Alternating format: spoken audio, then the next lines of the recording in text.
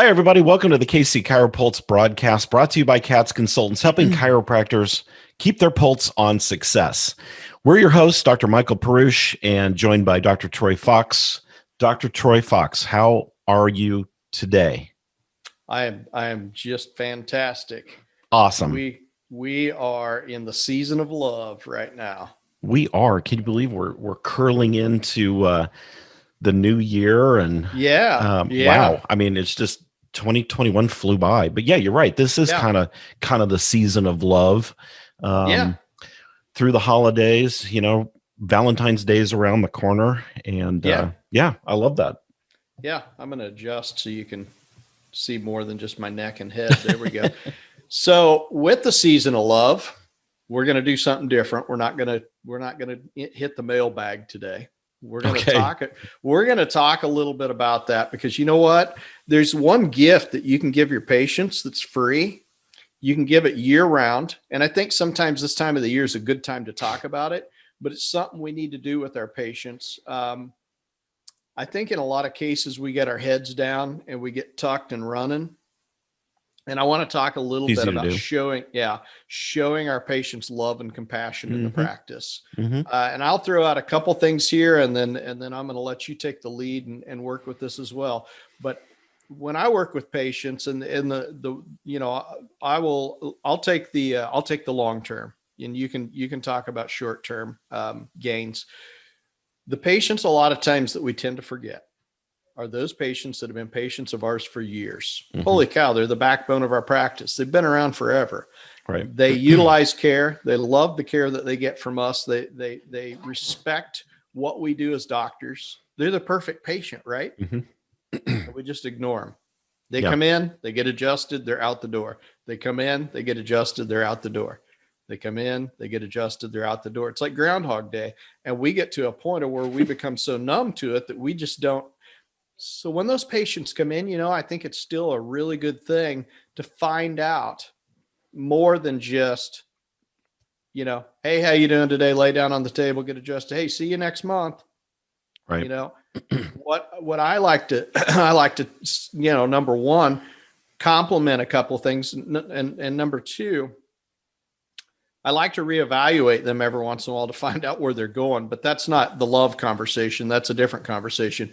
But when I'm talking to them, I'm curious as to how they're doing, how well they're doing, how well their adjustment has held up, or their body's held up with the adjustment over the last 2 weeks, 3 weeks, 4 weeks, whatever it's been since I've seen them. And I like to follow that up with some accolades. Hey, that's exciting. I'm so glad you were able to go fishing with your grandkids and the waters were pretty rough and choppy this last weekend. And usually that would have bothered your back. But since you've been, getting wellness care over the last couple of years or whatever, you're noticing that's not a problem anymore. High five. Right. That's showing your patients love. It's really simple and it's free. And I like to love on my patients. I think it's great because I'm excited for the benefits that they get from chiropractic care. It's what I got into this for. So what's your thought processes? What can we do on the front end too? Compassion. I'm going to throw that word out.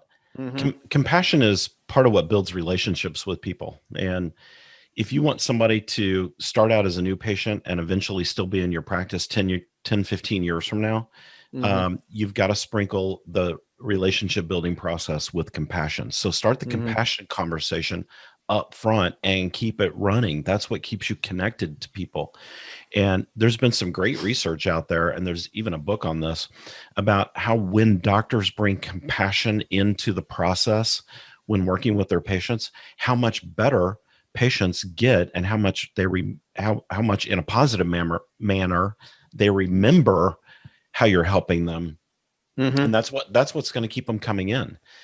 So I think you've got to have that compassion component up front. So how do you bring compassion in? Well, you have to turn all of your focus onto the patient. Your conversations have to be patient driven. It can't be about you. Your treatment has to be patient driven. It can't be about how great your technique is. It's got to be about the patients. And then The other thing that you have to bring in is making a connection on a personal level. I'm not saying you have to become best friends with them, but remembering anniversaries, remembering special events, remembering that they went on a vacation. I'll give you a great example. We had a husband and wife. They were patients for years, and just like clockwork, every 2 weeks, every Wednesday morning at the exact same time for 10 years, they came in together. Mm-hmm. And they like to travel. So I like to travel too. So I would always ask them about their adventures while they were traveling. And I got into the habit of finding out when they were going to come back. And I would call them up on the phone the night before their adjustment. And I would say, hey, I can't wait to see you guys tomorrow. I'm super excited to hear about your trip. If you took pictures, bring in a couple of your favorites. I'm dying to see it. They absolutely ate that up. They thought that was the coolest thing, that I would take that level of interest in them. And yeah, your patients are a big family, and you notice what Dr. Perusich said right there, because sometimes we get caught in the trap of going, hey, let's talk about your vacation, and then you get 30 minutes off schedule with patients, which patients don't like because they don't want to sit in your waiting room for 30 minutes. Trust me, they don't. Right. But what did you say? Bring in a couple of your favorite pictures. So we still kept it brief. They understand that they can't command your time for 30 minutes, right? But yet you showed them compassion. You showed interest in their personal lives. So it's not just about the successes in the practice, but it's successes in life too, because in a lot of cases, we get to know these patients on a really personal level, like family. Exactly. And they absolutely flooded my practice with referrals. Mm-hmm, mm-hmm. So was it worth me walking up to the front counter with them and looking at their pictures and then passing them off to my staff saying, oh my gosh, what a great time you all had. It's good to see you. I'll see you in a couple of weeks. It doesn't take any time if you do it right. If you train your patients right, it doesn't take any time. Let me ask you this. So when you say that, my question is, and I already know the answer to this because I'm the same way, but I ask you this question. So is that the only reason you did it? Is that the only reason you're talking to those patients and asking them, is because you want them to refer and you want this, busy practice? Yes and no. Yes, on a level of, I want them to be able to feel comfortable having access to great chiropractic care on a regular basis, number one. So it's my duty to ingratiate them to the practice in that manner. Sure. But no, in the sense that, I was just genuinely interested in my patients because they're good people. Yeah, exactly. And that's the thing. There are people that we're not interested in. Everybody in every practice has a couple of they're like, oh man, I hate to see that guy walking through. And for some reason, the person is still magnetically attracted to coming into your practice and they love it. And you're like, maybe I'll make them to where, maybe my care is just, not that my care will be substandard, but maybe the conversation will be substandard and they'll want to find another chiropractor. Sometimes you get, and you know what? I've had a couple of those that have ended up being long-term friends over the years once I got to know them better. But yeah, I think what drives you and I both initially is not the business aspect of making friends with people. Right. It's that we genuinely make friends with people. Then we just have to figure out a way to manage that while we're in practice so we don't get hours behind schedule every day, because I want to talk to everybody. It was always a fun goal of mine to see how quickly I could, especially the ones that were kind of grumpy, how quick could I make them turn around and build a positive relationship with them. And I was over here giggling because you made me think of a story real quick. I had this patient, his name was Mike, and Mike would kind of just come in whenever he wanted. He was kind of an, amateur athlete, and he'd injure himself once in a while. And he was always kind of grouchy. And, when the staff would see him on the schedule, to be like, oh no, I got to deal with him. And I'm like, no, here's what we're going to do. We're going to be so dang positive and fun with him while he's here that he won't have a choice but to crack a smile. And finally, after a couple of years, he finally said to me one day, I don't know what it is about this place, but I always leave with a smile on my face, and that's hard to do. Just make it a fun goal, and people will love you forever. it's not just in your office that they're grouchy. They're just grouchy in general in some it's just cases. their demeanor. And you put a smile on their face and they're like, oh my gosh, you're the only place in town that actually took the time to try to change my attitude, because they know that you're changing their attitude. Yeah. And it's just a positive thing. But I think that's the story of sharing compassion and love, and Exactly. in this time of the Christmas season.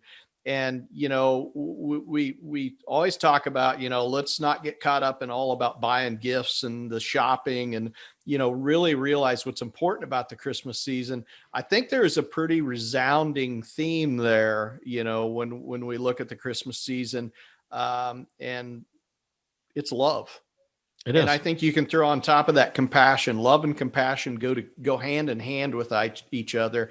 And I think that if you are truly in practice for the right reasons, which I think most of us are, I think it's pretty easy to show love and compassion, but I think it's sometimes easy to put our heads down and just drive forward and kind of forget it sometimes too. And forget that that's a key ingredient. It's like making cookies and forgetting the sugar, Right. Love and compassion are the sugar in your practice. Oh, big time. In fact, I'm going to give everybody out there a goal at your next staff meeting. I want you to throw this question out on the table with your staff and just banner it around. How can we show more love and compassion to our patients? Simple.